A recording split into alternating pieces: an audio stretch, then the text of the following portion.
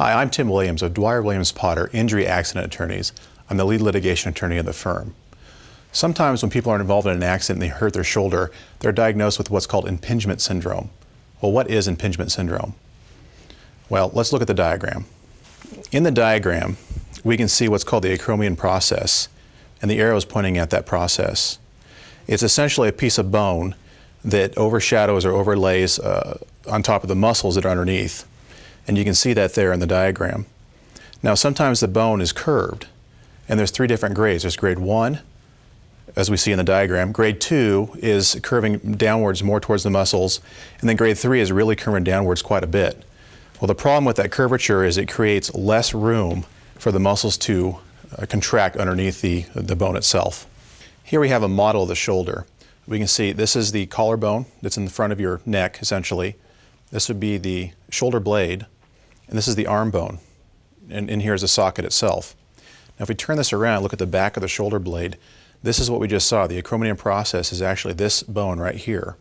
And like I said, sometimes it can be curved down, either congenitally, in other words, you're born that way, or as a process of getting older, there'll be some bone spurs that cause the curvature. And you can see there's not very much room between the muscles underneath and the bone itself. So as you can imagine, if, for example, you're hit and there's some swelling of the muscles, which is what generally happens due to the pain, it will actually start rubbing against the bone, and then you can get some fraying in there. And that is called impingement syndrome. So essentially the bone is pinching or impinging upon the muscles underneath. It can be quite painful. So what happens when you have an impingement syndrome is the doctors will try to treat it. Now generally they're going to do that with physical therapy to try to make the muscles around there get stronger and perhaps relieve some of the pressure that's created. They can do it with injection therapy to reduce some of the swelling, or medications.